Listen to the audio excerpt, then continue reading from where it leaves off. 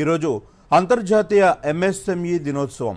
సూక్ష్మ, చిన్న, మధ్యతరహా పరిశ్రమలు అంటే ఎంఎస్ఎంఈలు భారత ఆర్థిక వ్యవస్థకు వెన్నెముక లాంటివని, దేశ జీడిపిలో 30%, ఎగుమతుల్లో 45% వాటాతో ఈ రంగం ఉపాధి కల్పిస్తోంది, ఆవిష్కరణలను ప్రోత్సహిస్తోంది. వ్యవసాయం తర్వాత రెండో అతిపెద్ద ఉపాధి కల్పన సంస్థగా నిలిచిన ఈ రంగం గ్రామీణ ప్రాంతాల్లో ఆర్థిక అభివృద్ధికి ఊతమిస్తోంది. ఈ సందర్భంగా దూరదర్శన్ యాదగిరి ప్రత్యేక కథనంలో చూద్దాం.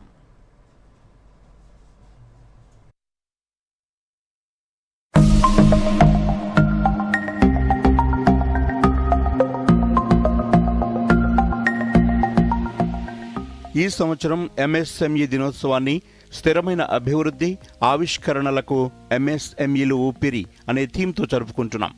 కేంద్ర ఎంఎస్ఎంఈ మంత్రిత్వ శాఖ ఈ సందర్భంగా ఉద్యమీ భారత్ కార్యక్రమాన్ని నిర్వహిస్తోంది.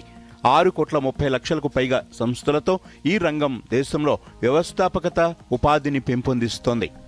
ప్రధానమంత్రి విశ్వకర్మ యోజన ద్వారా సాంప్రదాయ కళాకారులు, చేతి వృత్తిదారులకు మద్దతు అందుతోంది. 2023 సెప్టెంబర్లో ప్రారంభమైన ఈ పథకం కింద 2,71,00,000 దరఖాస్తులు రాగా 29,94,000 మంది రిజిస్టర్ అయ్యారు.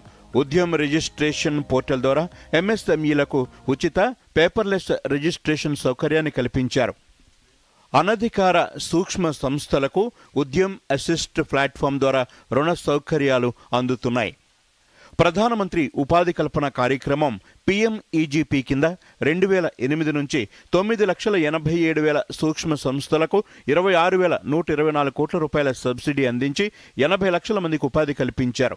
2024-25 ఏడాదిలో 58,028 కొత్త యూనిట్లకు 2,018 కోట్ల రూపాయల సబ్సిడీతో 4,60,000 ఉద్యోగాలు కల్పించారు. స్ఫూర్తి పథకం ద్వారా సంప్రదాయ కళాకారులకు క్లస్టర్ల రూపంలో మద్దతు అందుతోంది. 513 క్లస్టర్లు ఆమోదించగా 376 పనిచేస్తున్నాయి. 2023-24 ఏడాదిలో 11,810 మంది కళాకారులు లబ్ధి పొందారు. పబ్లిక్ ప్రొక్యూర్మెంట్ పాలసీ కింద కేంద్ర ప్రభుత్వ సంస్థలు ఎంఎస్ఎంఈల నుంచి 25% కొనుగోళ్లు చేయాలని నిర్దేశించారు.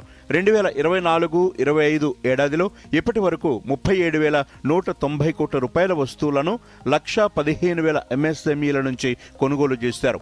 ఖాదీ, గ్రామీణ పరిశ్రమలు కూడా వేగంగా అభివృద్ధి చెందుతున్నాయి.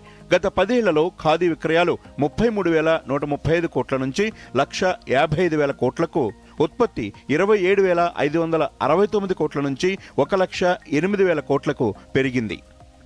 అంతర్జాతీయ సహకారం ద్వారా జపాన్, తైవాన్, ఈజిప్ట్, తజికిస్తాన్, అమెరికాతో ఒప్పందాలు కుదిరాయి. ఎంఎస్ఎంఈలకు అంతర్జాతీయ మార్కెట్లలో అవకాశాలు పెంచేందుకు ఈ ఒప్పందాలు దోహదం చేస్తున్నాయి. 2024లో ఎంఎస్ఎంఈ టీమ్ పథకం ద్వారా 5 లక్షల సూక్ష్మ సంస్థలకు డిజిటల్ సాయం, యశస్విని క్యాంపెయిన్ ద్వారా మహిళా వ్యవస్థాపకులకు ప్రోత్సాహకం, ఎంఎస్ఎంఈ హ్యాకథాన్ 4.0 ద్వారా 500 మంది యువ వ్యవస్థాపకులకు ఆర్థిక సాయం, లేహ్లో క్రియేట్ సెంటర్ ద్వారా గ్రామీణ ఆదాయాన్ని పెంచే ప్రయత్నాలు జరుగుతున్నాయి. స్పెషల్ క్యాంపెయిన్ 4.0 ద్వారా పరిపాలనా సామర్థ్యం, పరిశుభ్రత, పర్యావరణ రక్షణలో 100% లక్ష్యాలు సాధించారు.